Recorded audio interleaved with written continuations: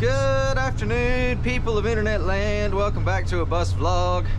I just finished my afternoon route and I'm gonna go that way to get back to the yard because there's something I want to show you, providing it's still in a state worth showing. There was a field fire up here a few minutes ago, like a brush fire. I don't know how well you can see, probably not on my head, but there is the smoke right there coming over the tree line. I came up the road and there were fire trucks on site. I don't know, they had it cut off at the road. I don't know if it was like a control burn or if it was like an actual brush fire that they were attending to. I'm not sure,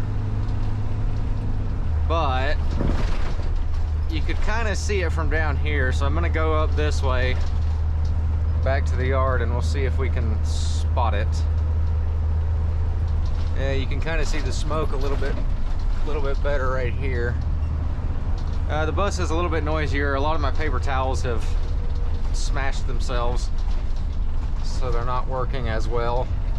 Yeah, I can see the smoke.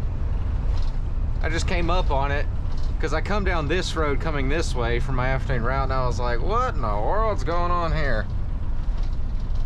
Yeah, looks like they've got it more or less boxed in to that one field, one hot spot. That back line is what was kind of concerning me because there was like 6 foot flame lengths and nobody was back there, but they had it contained right here. You can see the trucks right there. I wiggled around them, but anyway, now it looks like they've got people on the backside, so that's good, I guess. Like I said, I don't know if it was planned, if it was a controlled burn or not, or if it was an actual brush fire. They've been telling people not to do control burns the past couple days just because it's been unusually dry here. So, you know, do with that information what you want. But in other news, 99 service date is next Wednesday. Today is Monday the 3rd, so I've got a little while to not deal with it. I had 29 people on route today. Let's see if I can reset the click with one hand. A lot of brushy, wooded kind of area around here, so I wouldn't be surprised if it was a control burn, and I also wouldn't be surprised if it was legit, because I mean the field more or less looked like that but shorter, so kind of like, well, it was taller than that though. It was like that tall, like this kind of brown grass that's tall right here. It was like that, but spread out down the whole field. There's another smoke column coming from, I saw it earlier, coming from that direction. And there's one right here. So I don't, and there's one way over there. What is going on today? It's probably just a control burn, to be honest.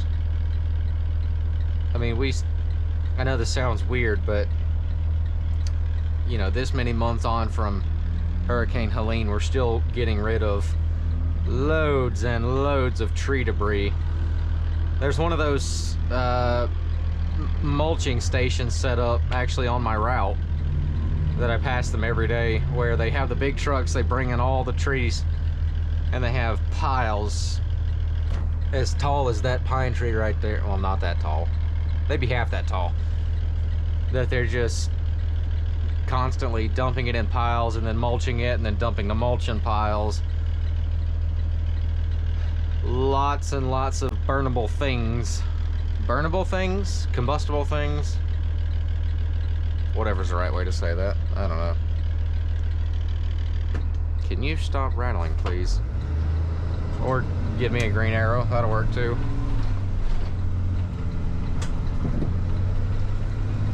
Very wooded area back here too. They've been clearing out some stuff back here, and then I can't remember if it's there or further down on that side of the highway that they've been clearing stuff too.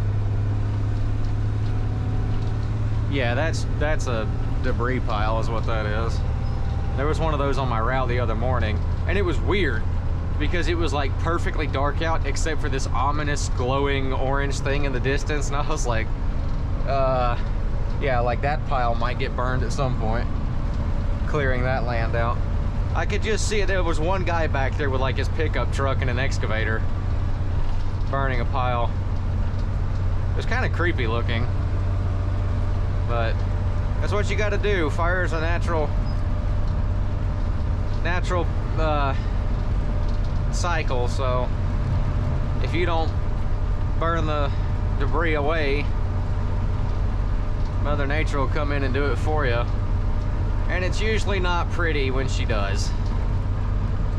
So that's a lesson that California hasn't seemed to figure out yet.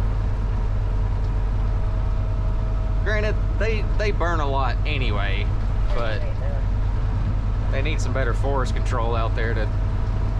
Granted, I don't know if you'd call this a forest or a dry swamp-ish kind of area.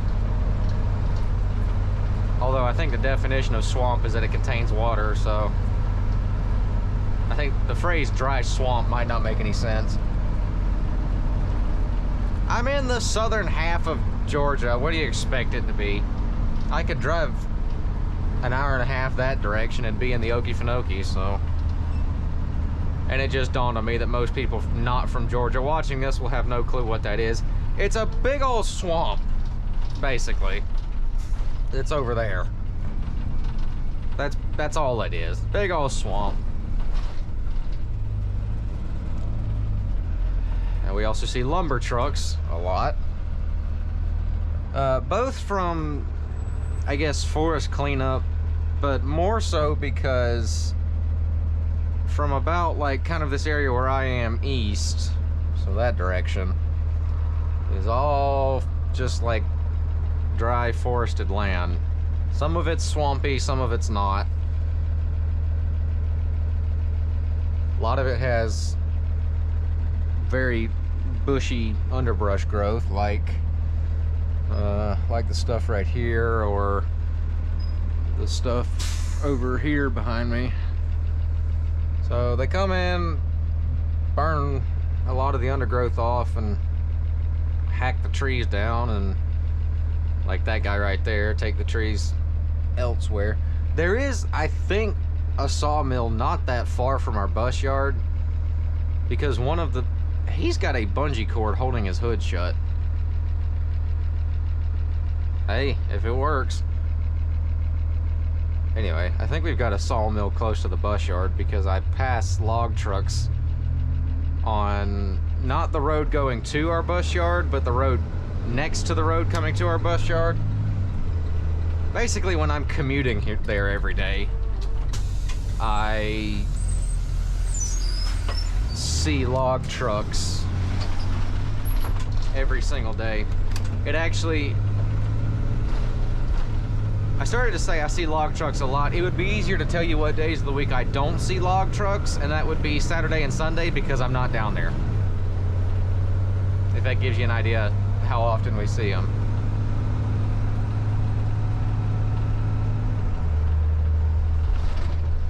Am I a little leery about driving next to them? Yeah. I don't want to be on the next Final Destination movie.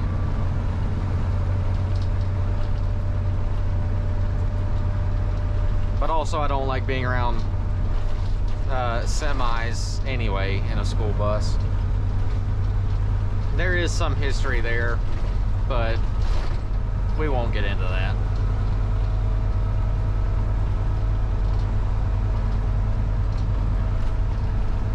But yeah, it makes you wonder, looking at the woods like that. I mean, look how bad that brush is under it.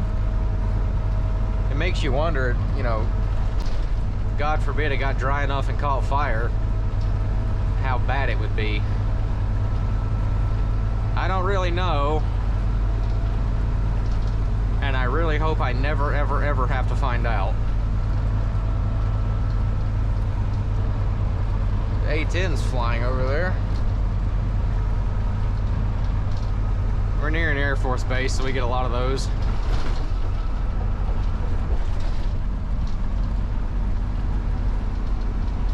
Swamp. What are you doing in my swamp? Have you guys seen that there's like supposedly a new Shrek movie coming out? I keep hearing that. I don't know if it's true. I guess I'll Google it. Let me know in the comments if that's true, if there's another Shrek movie coming out. I kind of want to go see it, because the first one came out in 2001, I think. And then there's been 3 or 4 of them after that. The first one was great. Second one was hit or miss. Third one was hit or miss. Really, I think the first one was the best one.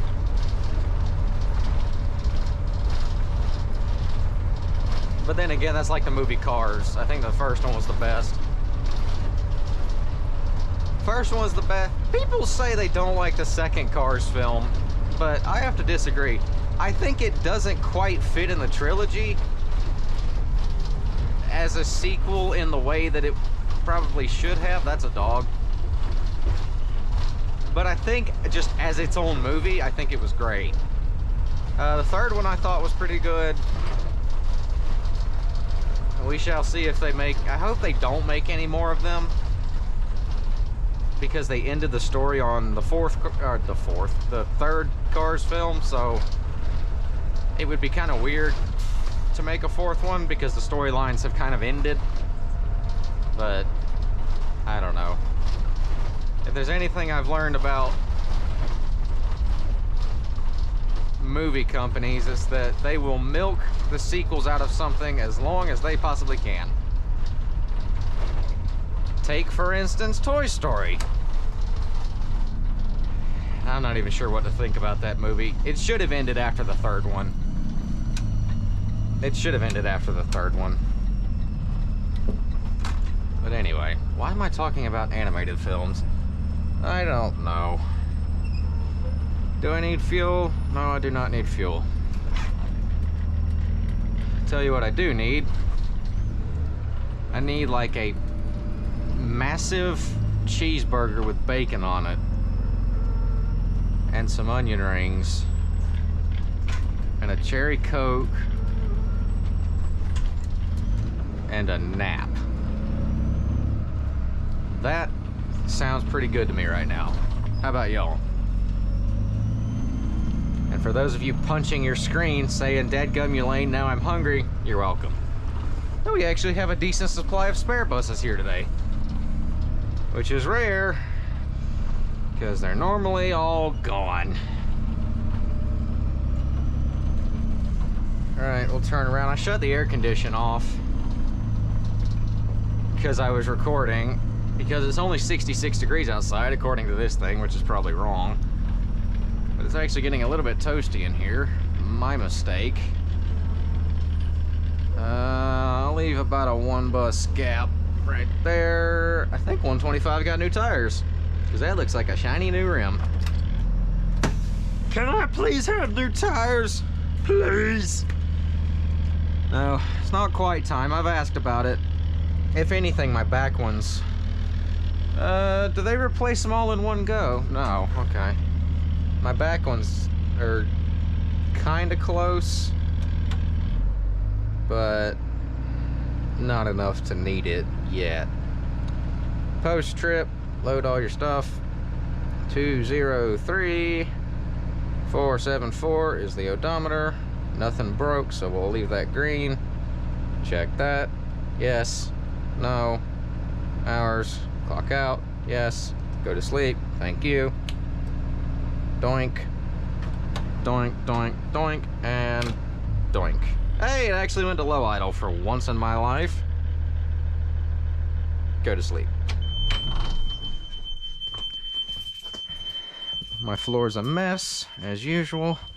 I have figured out that if you have all the air conditioners turned off and you manually put it in fast idle yourself, most of the time when you turn the switch off, it'll actually come out of fast idle on a C2 that has it on the cruise control.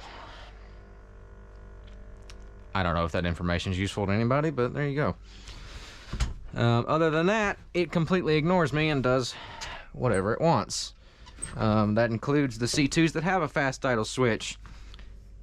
So if anybody from Thomas is watching, here's a novel idea.